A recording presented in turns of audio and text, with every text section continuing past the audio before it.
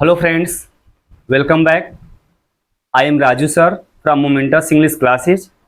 Today we shall study about this, that, these, those. As you know that these are such four words which are used for spoken English. So guys, you must also learn about these four words. So guys, without any delay, let us start about these four words. तो सबसे पहले guys हम यहाँ देखेंगे कि यहाँ जानेंगे this का अर्थ क्या होता है। दिस का अर्थ यह होता है, डैट का अर्थ वह होता है, दिस और दैट दोनों का जो अर्थ होता है वो दोनों के साथ जो सहायक क्रिया होता है वो इज का प्रयोग होता है। दिस और दैट दोनों एक वचन सब्जेक्ट हैं। नीचे दिखा है दीज, दीज का अर्थ होता है ये सब भी होता है। दोज का अर्थ होता है वे सब। दीज और दोज दोनों बहुवचन सब्जेक्ट हैं। इन दोनों सब्जेक्ट के साथ आर सहायक क्रिया का प्रयोग होता है। इसमें कुछ और हम समझेंगे, जैसा कि गाइस आप समझते हो जो दिस और दैट है, इसमें देखिए ध्यान से,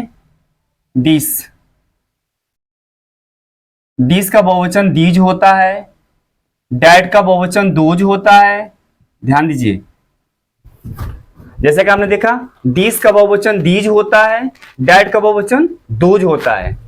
इसमें और आप आगे ध्यान दीजिए, दिस, ध्यान दीजिए, दिस और दीज इन दोनों का जो प्रयोग होता है वो नजदीक वस्तुओं के लिए होता है। अपनी जो आसपास की जो वस्तुएं होती हैं, बिल्कुल जो अपने पास की होती हैं, जिसको हम टच कर सकते हैं, छू सकते हैं, जो हमारे बहुत ही नजदीक होती हैं, उनके साथ हम दिस और दीज का प्रयोग करते हैं। दूसरा नंबर पर डैट और दोज इनका प्रयोग जो होता है वो दूर की वस्तु के लिए होता है। जो हमसे वे वस्तुएं जो बहुत हमसे दूर होती हैं, उनके लिए हम डैट और दोज का प्रयोग करते हैं। एक बार पुनः, दिस का बहुवचन दीज होता है, डैट का बहुवचन दोज होता है। दिस और दीज इन दोनों शब्दों का प्रयोग अपने आसपास की जो वस्तुएं होती हैं, यानी कि अर्थात हमारे जो पास की वस्तु होती है, जो नजदीक की वस्तु होती है, उसके लिए करते हैं। डैट और दोज का प्रयोग जो हमसे बहुत दूर वस्तु होती हैं, जो हमसे बहुत दूर वस्तु होती हैं, उसके लिए हम करते हैं। अर्थात दूर की वस्तुओं के लिए हम डैट और दोज का प्रयोग करते हैं। आइए इसको हम एग्जाम्पल के द्वारा समझते हैं।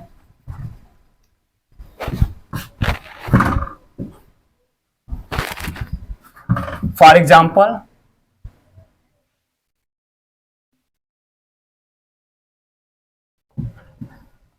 यह एक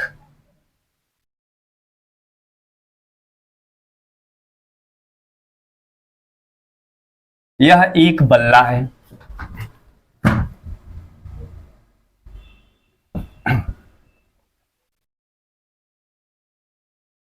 वह एक बल्ला है। यहां देखिए आप लोग, यह एक बल्ला है। यहां पर जो शब्द प्रयोग हुआ है, इसका अनुवाद यहां पर होगा दिस, है का अनुवाद क्या होगा, इज। एक बल्ला की इंग्लिश क्या होगा, ए बैट।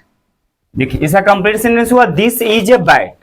अब यहां पर जो दिस है वह यहां पर जो बल्ले, यहां देखिए दिस जो है यहां पर बैट, जो बल्ला है उसको निर्देश इंडिकेट कर रहा है। अर्थात दिस जो है बैट की तरफ इंडिकेट कर रहा है, यानी कि जो बल्ला है वो हमारे पास है, नजदीक है।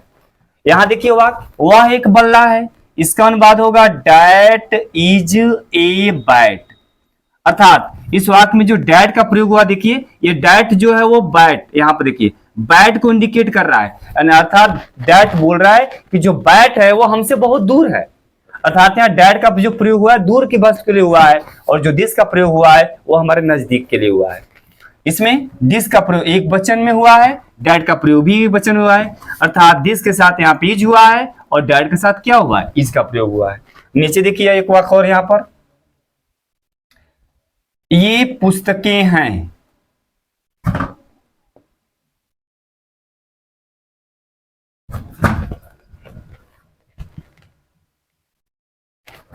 वे पुस्तकें हैं। यहां देखिए, अब यहां ए का अनुवाद क्या होगा, these.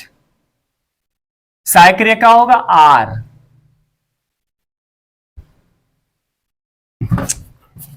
Sorry, these are books. यहां देखिए, वे का अनुवाद क्या होगा, दोज। साइक्रिया क्या होगा, आर। किताब की इंग्लिश क्या होगी, बुक। इसमें यह जुड़ जाएगा। अब यहां देखिए, ये का अनुवाद दीज हो गया, दीज आर बुक्स।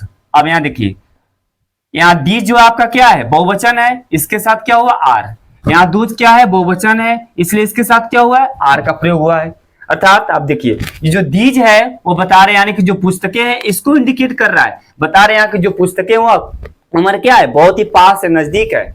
और यहाँ पर जो दूज है वो ये इंडिकेट कर रहा है कि जो पुस्तकें वो क्या है, हमसे बहुत दूरी पर है।